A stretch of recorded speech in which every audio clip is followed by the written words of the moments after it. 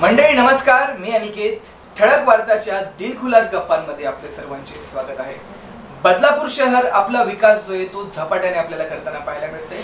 त्यामध्ये एक चेहरा आपल्याला प्रामुख्याने पाहायला मिळतो, तो म्हणजे कॅप्टन आशिष दामले. खरं तर एक युवा चेहरा बदलापूर शहराचा कसा चेहरा मोहरा बदलू शकतो याचं जिवंत उदाहरण म्हणजे कॅप्टन आशिष दामले. खरं तर प्रत्येक तरुणाचं स्वप्न असतं की विदेशात जाऊन शिक्षण घेणं, त्यानंतर एक चांगली नोकरी करून सेटल होणं. परंतु या चेहऱ्याच्या मनात काहीतरी वेगळं होतं.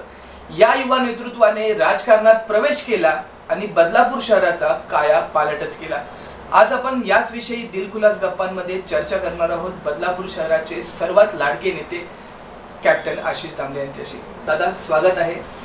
काय सांगाल, कशा प्रकारे आपला प्रवास होता आणि सुरुवात कशी झाली? खरं तर लहानपणीपासूनच मला वैमानिक व्हायचं होतं. म्हणजे आई वडील, मी अगदी पहिला वाढदिवस ज्यावेळेस माझा होता त्यावेळेस त्यांनी वाढदिवसाला विमानाचा केक आणला होता. आणि तेव्हापासूनच कुठेतरी आपण पायलट झालं पाहिजे, विमानांप्रती आकर्षण, एरोडायनॅमिक्स, एअरप्लेन्स, हेलिकॉप्टर्स याच्याविषयी एक विशेष आकर्षण मला होतं. त्यानंतर ज्यावेळेस समजायला लागलं त्यावेळेस बरेच पुस्तकं वाचून मला राजीव गांधींचं ऑटोबायोग्राफी असेल, त्यांचं लाईफस्टाईल असेल, हे खूप आवडत गेलं, ते आकर्षण वाटलं. आणि एक पायलट टर्न्ड इनटू पॉलिटिशियन हे जे काही राजीव गांधींचं ते स्वतः होते, तर त्या पद्धतीने आपण केलं पाहिजे. म्हणजे पायलट असून सुद्धा आपण आपलं सामाजिक चळवळ, आपलं सामाजिक काम हे चालू ठेवलं पाहिजे. अशा पद्धतीचे विचार हे त्यावेळेस पासून घडत गेले. आणि खरं तर ज्या वेळेस मी पायलटच्या प्रशिक्षणाला होतो, सुरुवातीच्या काळात बारामतीला होतो, तर बारामतीला असताना तर साहजिकच विकेंड्सला शनिवार रविवारी इथे येत होतो. आणि शनिवार रविवार इथे असताना इथल्या लोकांचे प्रश्न, इथल्या काही समस्या आहेत, मित्रमंडळींना कोणाला ऍडमिशनचे काय प्रॉब्लेम आहेत, कॉलेजेसमध्ये जे काय प्रॉब्लेम आहेत, अशा पद्धतीच्या समस्या सोडवण्याची सुरुवात ही मुळात त्याच वेळेस मी केली बारामतीत. जेव्हा मी प्रायव्हेट पायलट लायसन्स तिथून घेतलं तेव्हाच ह्याची सुरुवात झाली. आणि मग तर जेव्हा फ्लोरिडाला गेलो तेव्हा साहजिक आहे, आपल्यासारखे तरुण मंडळी जेव्हा देशापासून लांब जातात त्यावेळेस खऱ्या अर्थाने आपल्या देशात जे प्रेम आपल्याला मिळतं, जे आपल्या देशात आहे ते कुठेच नाही. आणि मग त्यावेळेस रंग दे बसंती पिक्चर बघून, स्वदेश पिक्चर बघून एखादा तरुण खूप इन्स्पायर्ड असतो. आणि त्या इन्स्पिरेशन मध्ये असं वाटत असतं की हे तर मी माझ्या एक लाईफ सेट करण्यासाठी किंवा माझं काय एज्युकेशन आहे, काय क्वालिफिकेशन आहे, जी प्रत्येक आई वडिलांची इच्छा असते की माझा मुलगा डॉक्टर आहे, पायलट आहे, इंजिनियर आहे, टीचर आहे, तर ते क्वालिफिकेशन तर आपण मिळवलं.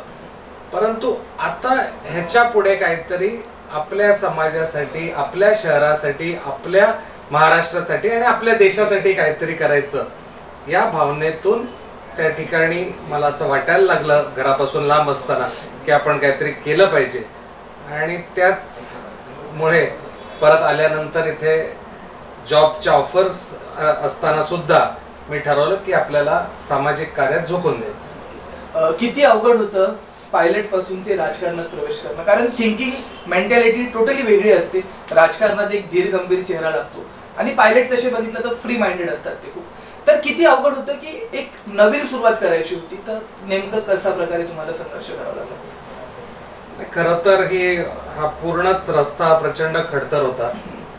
पायलट सारखं प्रशिक्षण, त्याला लागणारा खर्च आणि ते प्रशिक्षण पूर्ण झाल्यानंतर म्हणजे कमर्शियल पायलट लायसन्स मिळाल्यानंतर सुद्धा ट्विन इंजिन एअरक्राफ्ट जे असतात ते फ्लाय करण्यासाठी वेगळं प्रशिक्षण लागतं. त्याचं ट्रेनिंग त्या ठिकाणी नवीनच लॉन्च झालं होतं, DA-42 एअरक्राफ्ट, म्हणजे डायमंड म्हणतात त्याला. आणि त्या एअरक्राफ्टवर सुद्धा 25-30 तास फ्लाइंग केल्यानंतर, आणि जेव्हा मी सुट्टीवर परत आलो होतो त्यावेळेस पहिल्यांदा घरच्यांना कन्व्हिन्स करणं खूपच कठीण होतं.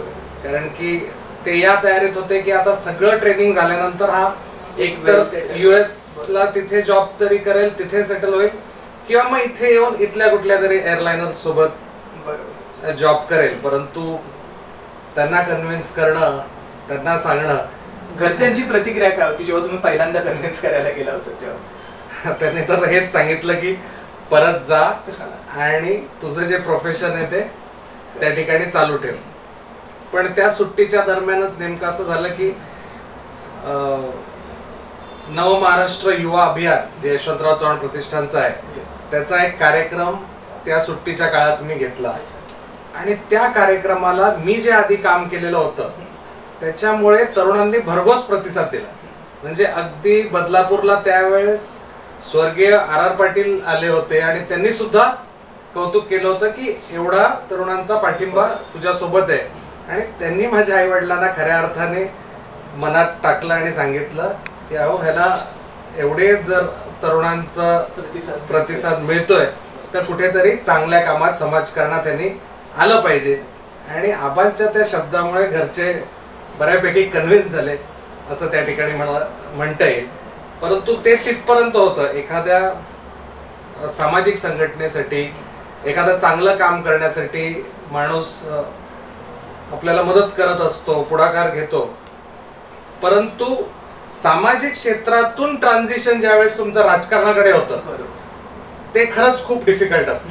कारण एका अर्थाने घरचे आपण खूपच त्यांना कन्व्हिन्स केल्यानंतर आपल्या प्रेमापोटी आपल्याला म्हणतात ठीक आहे तुझी इच्छा आहेच तर तू कर. आणि त्यात अजून सोपं ह्याच्यामुळे झालं की मी एकुलता एक असल्यामुळे त्यांनाही कुठेतरी मनात हे होतच की ह्याला लांब जास्त दिवस नाही अमेरिकेत ठेवायचा, हा आपल्याजवळ असला तर बरा. कारण की वडिलांचा सुद्धा तसा व्यवसाय आहे आणि तो सुद्धा त्याच्यात कुठेतरी मी लक्ष द्यावं.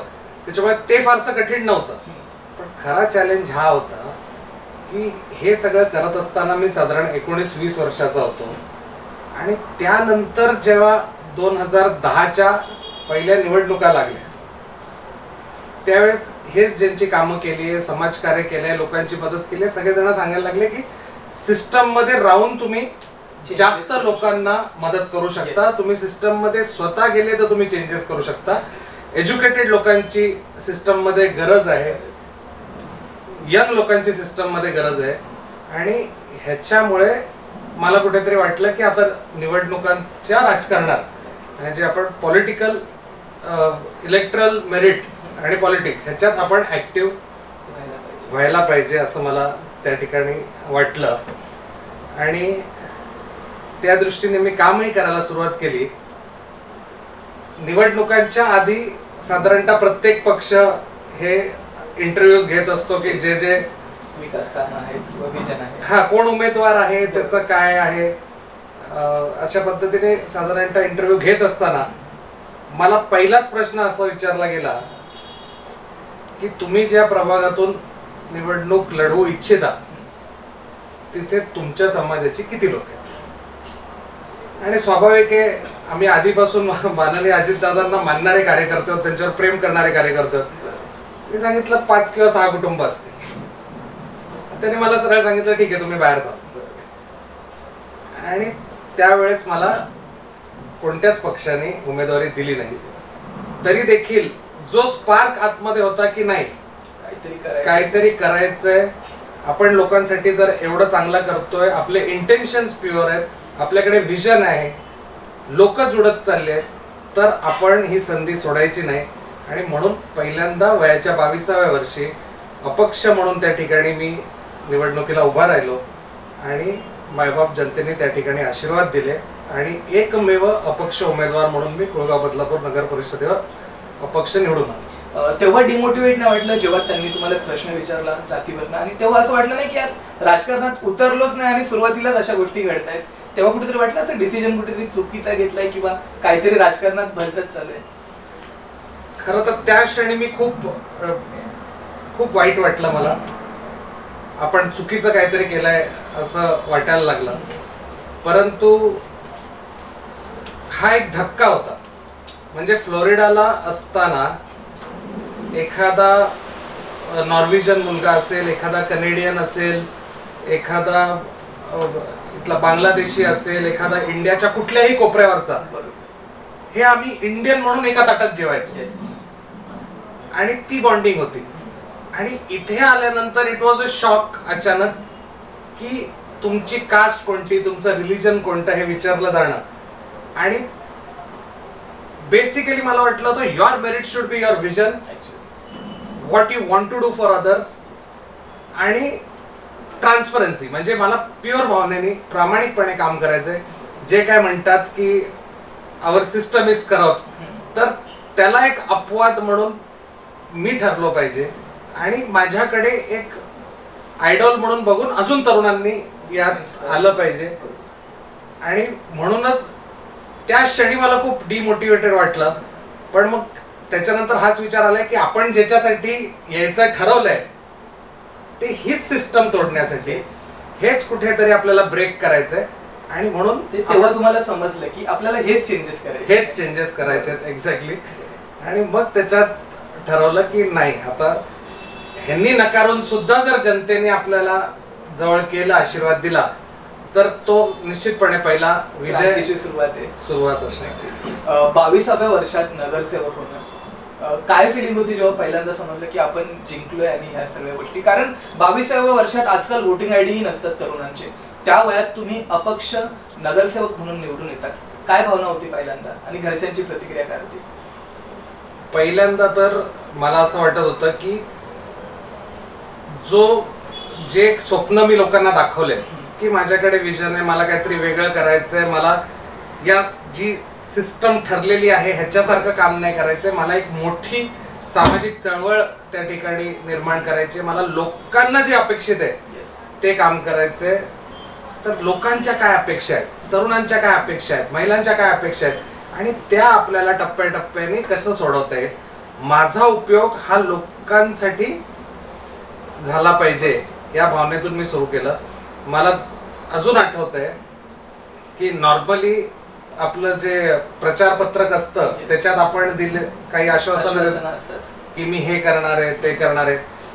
मी निवडणुकीच्या नंतर 5 वर्ष माझं जे पत्रक होतं पॅम्पलेट, ते माझ्या ऑफिसमध्ये माझ्या पहिल्या ड्रॉवरमध्ये होतं. आणि मी सातत्याने दर 10 दिवसांनी 15 दिवसांनी ते काढून बघायचो की मी लोकांना हे वचन दिलेलं आहे, या वचनपत्रातली ही गोष्ट पूर्ण केलेली आहे, आणि ते टिक मार्क केलं. And at the end of 5 years मी जेवढे वचन दिले होते ते सगळे फुलफिल करून दाखवले. सो बेसिकली माझं टार्गेट निवडून आल्यावर हेच होतं की ज्या लोकांनी माझ्यावर ऑब्व्हियसली, म्हणजे 22व्या वर्षी निवडून आल्यानंतर मला अजून आठवते की लोकसत्तेने एक खूप मोठी स्टोरी केली होती माझ्यावर. आणि त्याच्यानंतर अगदी मुंबईपासून, पुण्यापासून अनेक लोकांचे फोन आले की या वयात कोणीच, जसं तुम्ही म्हटलात की विचार करत नाही, पण आपल्या इथे एक माइंडसेट झालेला आहे की साधारणतः 35 नंतर राजकारणात यायचं, सक्रिय होतात. निवडणुकीच्या राजकारणात 35 नंतर, मग 40 नंतर थोडेसे प्रगल्भ होतात. पण असं राहिलेलं नाहीये. आधीचं जनरेशन आणि या जनरेशन मध्ये खूप फरक आहे. माझी मुलगी आता 6 वर्षाची आहे, तिला सगळं युट्यूब कळतं, फेसबुक कळतं. तर हे जनरेशन आपलं फास्ट व्हायला लागलेलं आहे. आणि त्याच्यामुळेच मला वाटतं की युथ इज फ्रॉम 22 to 38-40 पर्यंत, आणि हीच आपल्या देशाची ताकद आहे. आणि त्याच वेळेस त्याचा उपयोग, जेव्हा त्यांना विजन असतं, जेव्हा त्यांना काहीतरी आपल्या देशासाठी करावंसं वाटत असतं, त्यावेळेसच त्यांचा उपयोग केला गेला पाहिजे असं मला वाटतं. त्याच्यामुळे एवढे फोन्स बाहेरून सगळ्यांचे येत होते, but that was a motivation की मला वाटलं की नाही, आपण खरंच काहीतरी अचीव्ह करतो. आणि फक्त आता माझ्या वॉर्डापुरता मर्यादित लोकांच्या अपेक्षा नाहीयेत, तर कुठेतरी संपूर्ण महाराष्ट्रातून मला जेव्हा फोन येत आहेत तेव्हा सगळीकडे लोकांना असं वाटतं की जे मला US ला असून वाटायचं की एज्युकेटेड आणि चांगली लोक, नॉन करप्ट लोक ही सिस्टम मध्ये आली पाहिजेत, तर सिस्टम चेंज होईल, तर देश पुढे जाईल. हे संपूर्ण महाराष्ट्रात हा विचार करणारी लोक आहेत. And that was a inspiration, motivation की नाही, आपण योग्य ट्रॅकवर आहोत आणि आपण हेच केलं पाहिजे. जर आपण पाहिलं सध्याची तरुण पिढी 22व्या वर्षात प्रेम प्रकरण असेल, कॉलेज असेल, याच्यामध्येच दंग असते. परंतु तुम्ही एक विजन ठेवला आणि 22व्या वर्षीच निवडून आलात. तर तरुणांना काय मेसेज द्याल? आजकाल आपण पाहतो की ट्रेंड झालाय, राजकारणाकडे लोक वळतात, पण त्यांचा बघण्याचा दृष्टिकोन वेगळा आहे. जसं की रॉयल गाड्या असतील, आजूबाजूला कार्यकर्ते असतील आणि मग ते त्या वाईब मध्ये जगतात. गुन्हेगारी थोडीशी पार्श्वभूमी आता राजकारणामध्ये आपल्याला पाहायला मिळते, परंतु तुम्ही नेहमीच व्हाईट कॉलर जगलात आणि एक चांगला राजकारणी कसा असतो तो तुम्ही एक मेसेज लोकांपर्यंत दिला. तर सध्याचे जे तरुण आहेत, मग ते केक कटिंग असते, तलवारीने कापताना पाहतो, मग ते 100-200 कार्यकर्ते असतात. मग सध्याचं राजकारण आणि जेव्हा तुम्ही 22व्या वर्षात राजकारण जेव्हा केलं होतं, तर या दोघी गोष्टींना तुम्ही कसं जस्टिफाय कराल? नाही, खरं तर समाजात मोठ्या प्रमाणात प्रबोधन व्हायची गरज आहे. कालच आपण बातम्या वाचल्या, ऐकल्या की जे OTT प्लॅटफॉर्म्स आहेत त्याच्यावरनं बरेच चॅनल्स यांना बंदी घातली. खरं तर ह्या ज्या काही वेब सिरीज आहेत, जे काही बघितलं जातं किंवा ज्या रील्स बनवण्याची जी वेगळ्या पद्धतीचं कल्चर हे आपल्याकडे आलेलं आहे, ह्याच्यातून मला वाटतं की तरुण पिढी थोडीशी त्या दिशेने भरकटली जाते. परंतु सगळ्यात मोठं जर काही असेल आपल्यासाठी एका यंगस्टरने जे इनबिल्ट करायला पाहिजे प्रत्येकाने, ती म्हणजे पेट्रिओटिझम. आपण देशासाठी काहीतरी केलं पाहिजे आणि देशासाठी काहीतरी करायचं तर सुरुवातच आपल्या शहरापासून, आपल्या राज्यापासून, जिल्ह्यापासून होते. आणि मी आज एक व्यक्ती आहे, मी ठरवलंय की मी निस्वार्थ लोकांसाठी काम करेन आणि माझ्या माध्यमातून जर माझ्याकडे येणाऱ्या समजा दिवसात 10 लोकांपैकी 7 लोकांची मी कामं करू शकलो तर कुठेतरी आपण आपल्याच लोकांना एम्पॉवर करतोय, आपण आपल्याच देशाला एम्पॉवर करतोय. त्याच्यामुळे हे प्रबोधन होणं गरजेचं आहे. लोकांना, तरुणांना, यंगस्टर्सना हे कळलं पाहिजे की we are first for our nation. आणि त्याच्यासाठी जर आपल्याला सक्षम बनवायचंय तर आता मी जेव्हा सुरुवात केली तेव्हा अगदी काय मला असं संपूर्ण प्रभाग म्हणजे 3-4 हजार लोक माझ्या सगळे संपर्कातले किंवा ते बनवावे लागले. कदाचित काय माझ्या विरोधातल्या उमेदवारांचे तर स्वतःचे नातेवाईकच 200-300 होते. पण तरी सुरुवात करत असताना माझी बिल्डिंग, माझ्या बिल्डिंग मधल्या समस्या, मग आजूबाजूच्या 4 बिल्डिंगच्या समस्या, मग त्याच्यानंतर एक स्पेसिफिक डिव्हिजन की हे या 8 बिल्डिंग, मग 16 बिल्डिंग, मग वॉर्ड, मग 4 वॉर्ड, मग शहर, मग जिल्हा. अशा पद्धतीने ज्यावेळेस तुम्ही एक बिल्ड करता त्यावेळेस ते पूर्ण सिस्टम तुमचं चांगल्या पद्धतीने घडत जातं. आज मला या गोष्टीचा अभिमान आहे की माझ्या पाठोपाठ मी एक 100 असे कार्यकर्ते तयार केलेले आहेत की जे माझ्याच दाखवलेल्या रस्त्यावर चालतील, कुठलीही अपेक्षा न ठेवता निस्वार्थपणे लोकांसाठी काम करतील, लोकांपर्यंत पोहोचतील, त्यांचे प्रश्न सोडवतील. कोणाच्या डोळ्यात पाणी आलं तर त्यांच्या भावना जाग्या झाल्या पाहिजेत की नाही, ती तळमळ पाहिजे की अरे हा माझा कोणी नसला तरी मी त्याच्या डोळ्यात पाणी नाही पाहू शकत आणि त्याचं काम झालं पाहिजे. तर अशा पद्धतीने यंगस्टर्स जर डेव्हलप झाले, मागच्या काळातही आम्ही अनेक कार्यक्रम त्या ठिकाणी केले. तुम्ही म्हटल्याप्रमाणे काही यंगस्टर्स आहेत पण त्या वयात मजा मस्ती करणं इज स्वाभाविक. पण त्याच्यासोबत मी हे करत असताना मी जसं एखादी मोठी कंपनी असते ती 80% त्यांचं काम करत असते पण 20% CSR करत असते, तिची ती कॉर्पोरेट सोशल रिस्पॉन्सिबिलिटी असते. त्याच पद्धतीने आपल्या देशातला जो तरुण असेल तर त्या वयात त्यांनी त्याच्याकडनं जे अपेक्षित आहे ते करण्यासोबतच आपली एक सोशल रिस्पॉन्सिबिलिटी आहे हे मनात घेऊन जर चाललं तर त्या 20% त्याच्या सोशल वर्क मध्ये पण आपण देशाला खूप मोठ्या एका वेगळ्या लेवलला घेऊन जाऊ शकतो असं मला वाटतं. त्याच्यामुळे ते एक आत आपल्या अर्ज असली पाहिजे की मी हे काहीतरी आपल्या लोकांसाठी सुद्धा करीन.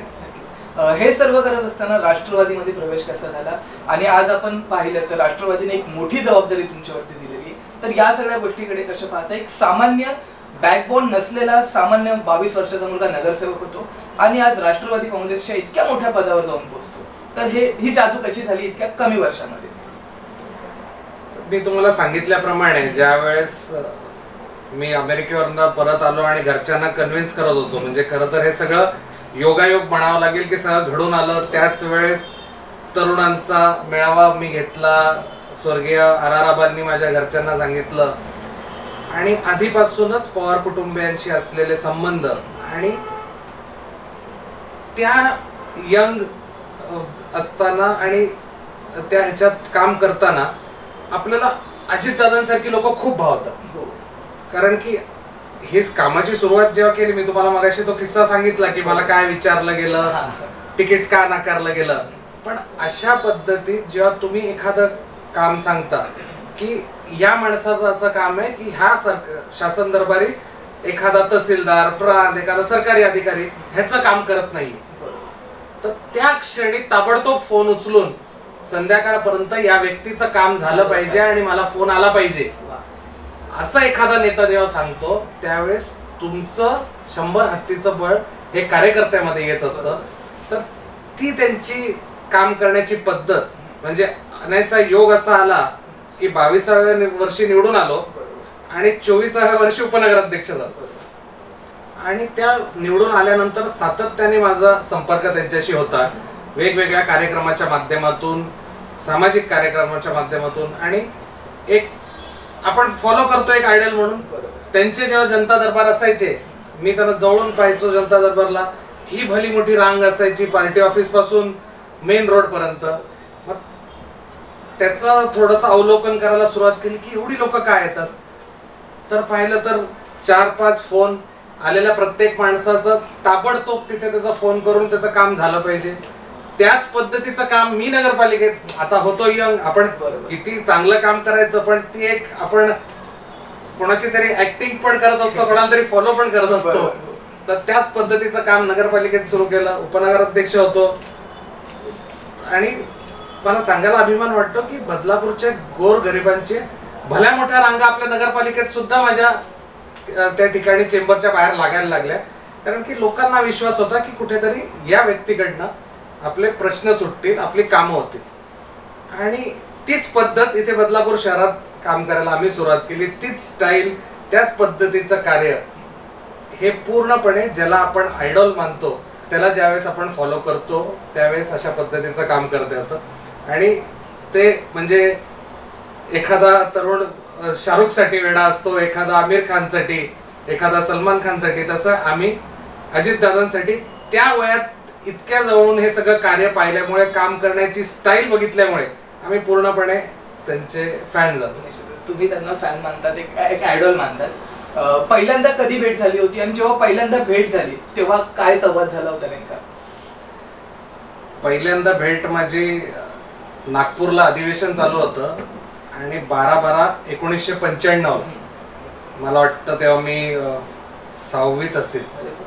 त्यावेळेस माझ्या आई वडिलांसोबत भेटलो होतो. आणि मला अजूनही आजही आठवतंय की नागपूरची थंडी होती, हिवाळी अधिवेशन सुरू होतं. आणि त्यावेळेस आपुलकीने त्यांनी विचारपूस केली होती की तुम्ही कुठे राहिलात, कसे आला आहात, परत कसे जाणार आहात, आणि राहण्याची काही सोय झाली नसेल तर मला कळवा, मी तुमची सोय करतो, असं आई वडिलांना सांगितलं होतं. माझ्या हातात काही त्यांचे मॅगझिन्स होते, काहीतरी ज्याच्यावर त्यांचा फोटो होता.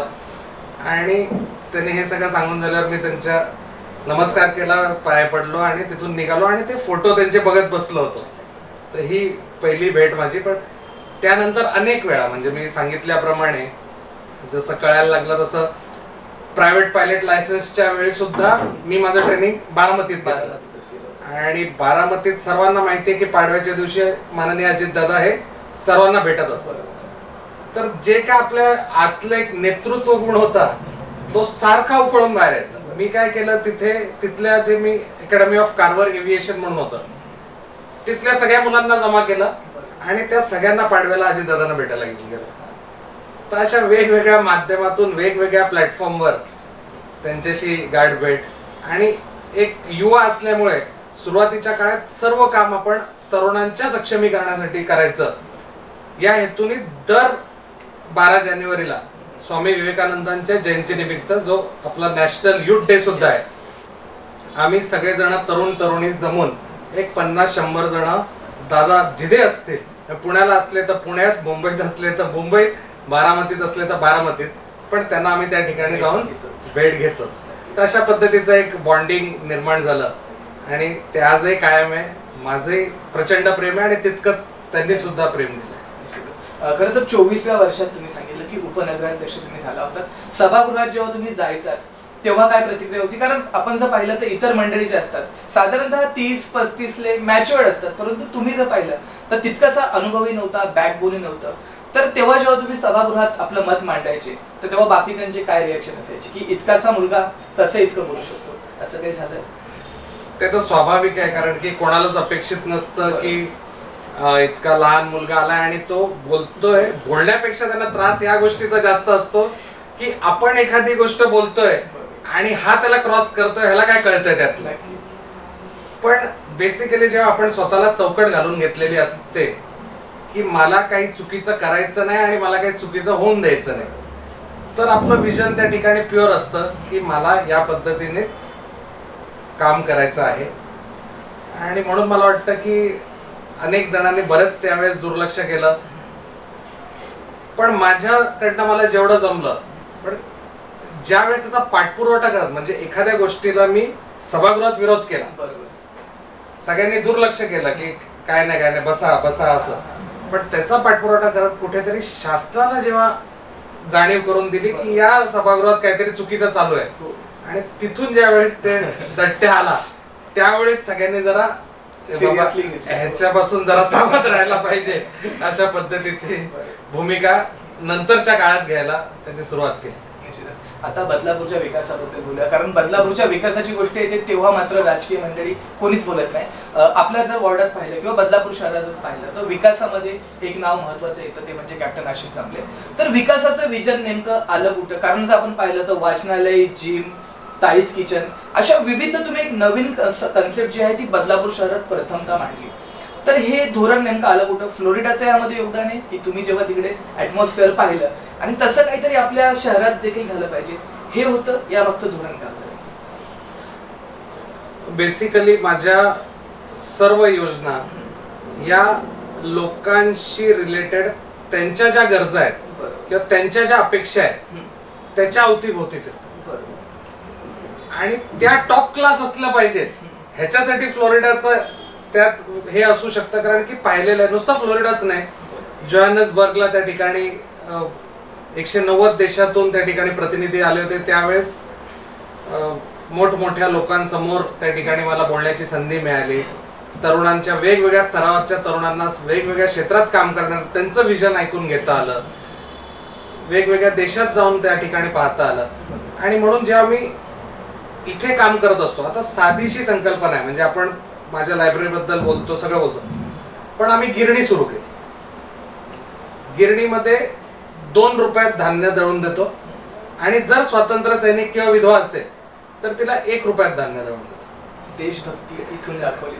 हा, तर 1 किलो मागे त्या महिलेचे जर 5 रुपये वाचले आणि एका वेळेला आम्ही 5 किलो दळून देतो, तर 5 × 25 ते 30 रुपये त्या महिलेचे वाचतात. तेवढ्या पैशात तिची घरची भाजी येते. हा विचार इतर मंडळी करत देखील नाही, तो तुम्ही प्रत्यक्षात आणला. फार छोटी संकल्पना आहे, आधी कोणाला कळलंही नाही की काय इफेक्ट होऊ शकतो. पण मी त्याचं ज्या वेळेस एखादी गोष्ट चालू करतो त्याच्यानंतर त्याचा फॉलोअप घेत असतो. आजही आमच्या गिरणीच्या वहीमध्ये दररोज 60 ते 70 महिला येतात आणि धान्य दळून घेऊन जातात. तर मी दररोज त्या 60 ते 70 महिलांना फक्त गिरणी ह्या एका योजनेच्या मार्फत पोहोचतोय. आणि मला वाटतं की अगदी छोटी गोष्ट आहे, त्याच्यात फार काही खर्चिक नाहीये, फार काही म्हणजे भरपूर काही लोड येतोय अशातला भाग नाही, पण त्याच्याने मी I am changing life of many people. आणि त्याच पद्धतीने आता आपण जो काल परवाच दवाखाना त्याचं उद्घाटन केलं. पहिल्या दिवशी 12 पेशंट आले ओपीडी साठी, काल 14 झाले, आज कदाचित 18 येतील. तर हा जो ग्राफ आहे, ज्यावेळेस लोक त्या कार्याचा त्या ह्याचं येऊन त्यांना कळतं की हे आपल्याला काय बेनिफिट आहे, त्याच्याने जास्तीत जास्त लोक आपल्याशी जुळत जातात. आता लायब्ररीची जी संकल्पना आहे ती छोटी लायब्ररी असावी, आपल्याकडे सगळी पुस्तकं अवेलेबल असावी, त्या माध्यमातून त्यासाठी मी आधी छोटीशी शारदा अभ्यासिका इथे ऑफिसच्या समोर सुरू केली. एकदा ज्यावेळेस मी पाचोऱ्याला गेलो जळगाव जवळ, तर अजितदादांबरोबरच गेलो होतो, कार्यक्रम होता पक्षाचा, आणि तिथला तलाठी मला येऊन भेटला आणि त्याने सांगितलं, दादा मी तुमच्या लायब्ररीतून तलाठीची परीक्षा पास झालो. So it was such a proud moment की आपल्या लायब्ररीतला एखादा मुलगा पाचोऱ्यासारख्या ठिकाणी जाऊन तिथला तलाठी झालाय. तर जर मोठ्या प्रमाणात आपण हे इन्फ्रास्ट्रक्चर आणि ह्या फॅसिलिटीज जर बदलापूर, अंबरनाथ, कर्जत, वांगणीपासून सगळ्या तरुणांना देऊ शकलो तर कित्येक IAS, IPS आणि इतर अधिकारी हे आपण त्या ठिकाणी घडवू शकतो. आणि पुढच्या काळात तेच झालं. आज अनेक सेल्स टॅक्स इन्स्पेक्टर असतील, क्लास 1 ऑफिसर असतील, इव्हन एवढं की आमच्या लायब्ररीतून जजची परीक्षा पास झालेला विद्यार्थी सुद्धा त्या ठिकाणी आहे. आणि हे खूप मोठं इन्स्पिरेशन, कारण त्याची गरज होती तरुणांना. कारण आपण जेव्हा म्हणतो we need young politician, on the same time we need young bureaucrats, non corrupt bureaucrats also. कारण की या एका नाण्याच्या दोन बाजू आहेत. जसं पॉलिटिशियन आणि ब्युरोक्रॅट हे दोघेही चांगल्या त्या ठिकाणी पद्धतीचे असले तरच राष्ट्र घडू शकतो. निश्चित. आता तुम्ही ज्या पोझिशनवर आहात, आता जेव्हा तुम्ही उंचीचं शिखर गाठलंय, त्या शिखरावरनं मागे वळून पाहताना काय वाटतं की सुरुवात आपण केली होती एक छोट्याशा कुटुंबातून आणि आज एक चांगल्या पोझिशनवरती पोहोचलात, तर मागे वळून पाहताना काय वाटतं आणि याचं श्रेय तुम्ही कोणाला द्याल? मला वाटतं की मला या गोष्टीचा सर्वप्रथम तर अभिमान वाटतो की खूप लवकर सुरू केल्यामुळे ज्या वयात मी आज आहे, जेव्हा लोक या वयात राजकारणात येतात त्यावेळेस माझ्याकडे एक 20 वर्षाचा अनुभव आहे. त्याच्यामुळे त्या गोष्टीचं एक खूप प्राऊड फिलिंग आहे. आणि एवढं करून दाखवलंय म्हणजे आज मोठमोठी लोक, इतर राज्यातली, इतर जिल्ह्यातली मोठमोठे नेते मंडळी या ठिकाणी माझी लायब्ररी बघायला येतात की अशी लायब्ररी आम्ही महाराष्ट्रात पाहिली नाही.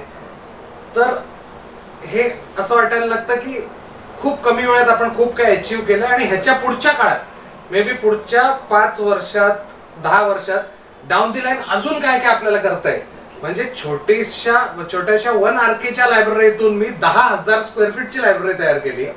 आता ह्याच्या पुढे मला काय करता येईल आणि एका मोठ्या प्लॅटफॉर्मवर कसं हे सर्व कार्य नेता येईल आणि प्रत्येक कुटुंबापर्यंत. म्हणजे महिलांचे प्रश्न मी तुम्हाला सांगितले, आज संध्याकाळी शिलाई मशीन पासून असो, त्यांच्या हाताला काम मिळण्याचं असो, छोट्या छोट्या गोष्टी प्रशिक्षण असो, ब्युटी पार्लरचे कोर्सेस असो, त्यांना बॅग मेकिंग असो, अगरबत्ती मेकिंग असो, हे सगळे प्रशिक्षण, तरुणांसाठीचे ग्रंथालय असेल, अभ्यासिका असेल, स्पोर्ट्स सेंटर असेल, ह्याच्यासाठीच्या गोष्टी, वयोवृद्धांसाठी त्या ठिकाणी ज्येष्ठ नागरिक कट्टे असतील, त्यांचे कॉम्पिटिशन्स असतील, त्यांच्यासाठीचे विरंगुळा केंद्र असतील, ह्या सर्व घटकांसाठी काहीतरी वेगळ्या पद्धतीचं भव्य काम उभं करायचं, हेच माझं विजन आहे. आणि डाऊन द लाईन गेली 15-20 वर्ष बघत असताना लवकर सुरुवात, लवकर अनुभव, लवकर काही गोष्टींचे वाईट अनुभव आणि त्या वाईट अनुभवातून मिळालेल्या प्रेरणा आणि ऊर्जा की नाही हे काही झालं तरी मी थांबणार नाही, हेच कारणीभूत आहे. आणि या सगळ्यांच्या मध्ये तुम्ही जसं सांगितलं की मागे वळून पाहत असताना सन्माननीय अजितदादा पवार हेच माझे मेंटॉर राहिलेले आहेत, तेच माझं प्रेरणास्थान राहिलेले आहेत. आणि मी जे काय आहे, जे घडलंय हे त्यांच्याचमुळे घडलं. निश्चितच. आपण जर आता पाहिलं तर एक चांगला वक्ता, एक चांगला नेता, एक चांगला व्यक्तिमत्व म्हणून आपली ओळख असते.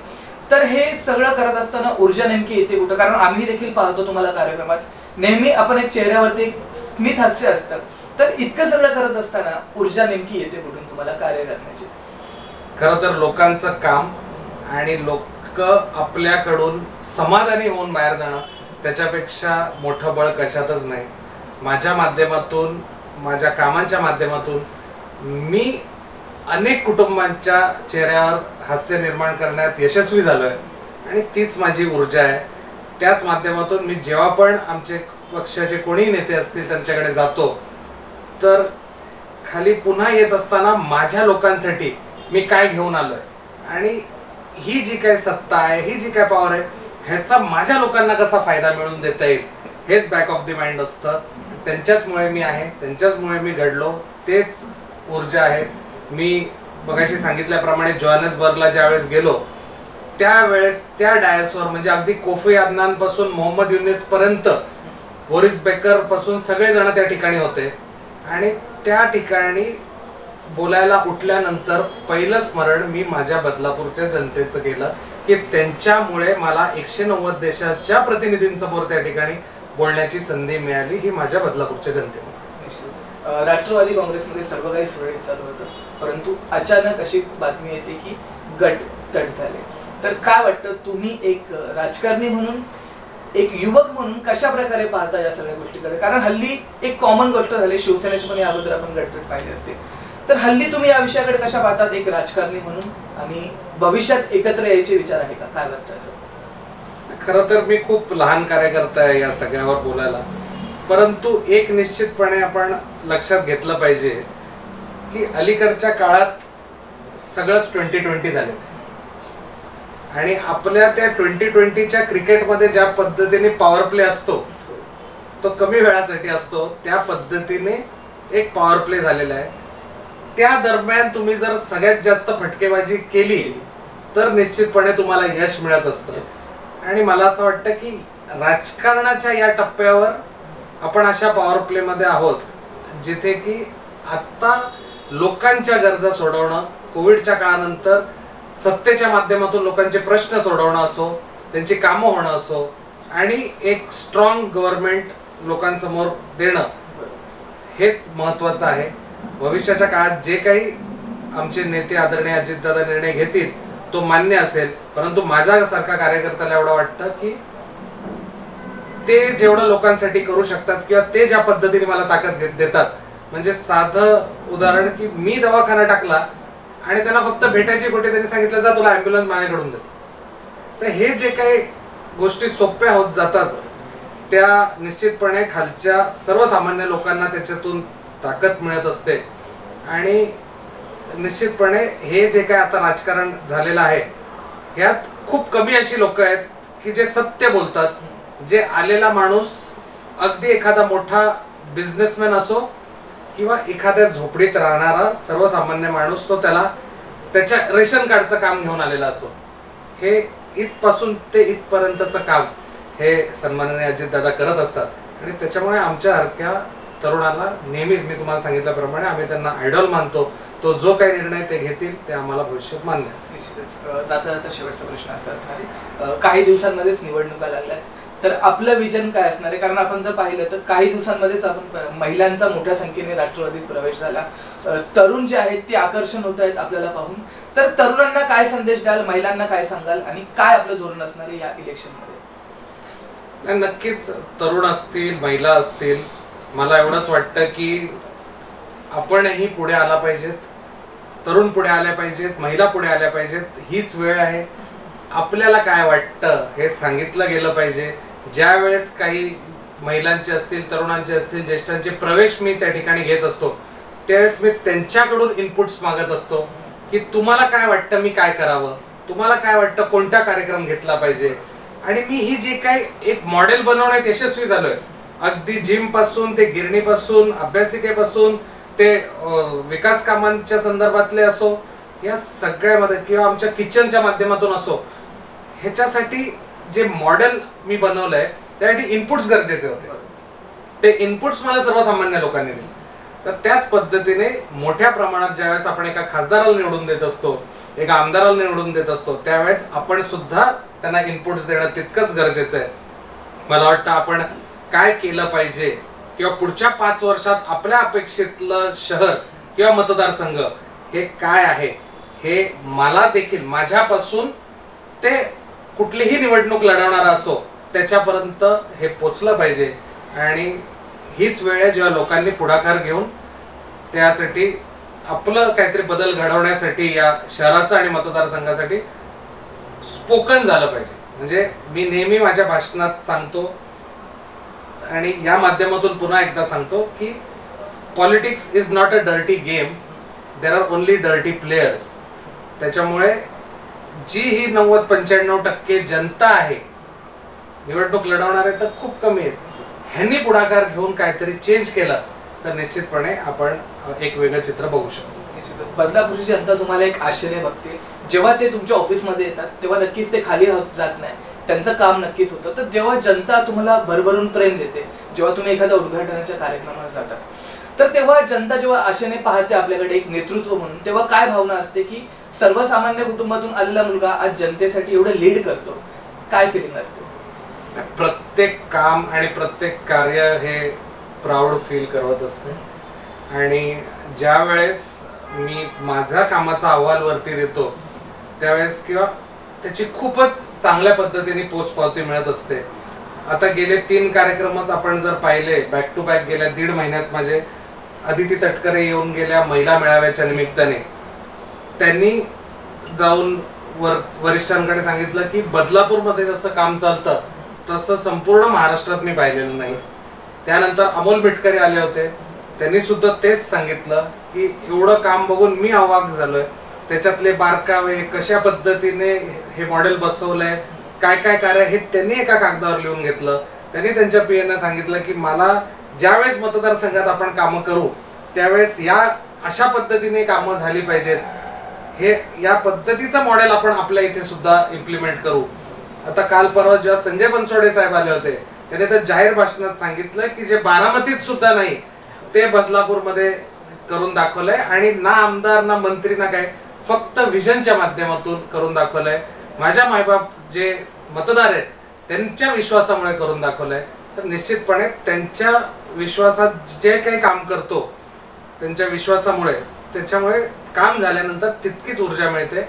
आणि पक्षश्रेष्ठी असतील किंवा राज्याचे राजकारणी असतील, ह्यांच्या नजरेत सुद्धा अनेक IPS असतील, IAS ऑफिसर असतील, ह्यांच्या नजरेत सुद्धा एक आदराचं आणि त्या ठिकाणी स्थान हे स्वतः पायी बघून खूपच चांगलं वाटतं आणि अजून काम करण्याची प्रेरणा त्यातून मिळते. निश्चितच. खरं तर तरुणांसाठी एक आदर्श असेल की वयाच्या कमी वर्षामध्येच एक विजन ठेवून एक तरुण उठतो आणि या सिस्टमच्या विरोधात उतरण्यासाठी त्या सिस्टम मध्येच घुसतो आणि काही वर्षांमध्ये सिस्टमच चेंज करून टाकतो. तर मंडळी, आज आपण कॅप्टन आशिष जांभळे यांच्याशी दिलखुलास चर्चा केल्या. दादा, खूप खूप धन्यवाद की मनमुरादपणे तुम्ही तुमच्या निर्भीड स्टाईलमध्ये प्रत्येक प्रश्नाला टॅकल केलं. तर तुम्हाला हा इंटरव्ह्यू कसा वाटला हा मला कमेंट सेक्शन मध्ये नक्कीच कळवा. तुर्तास धन्यवाद.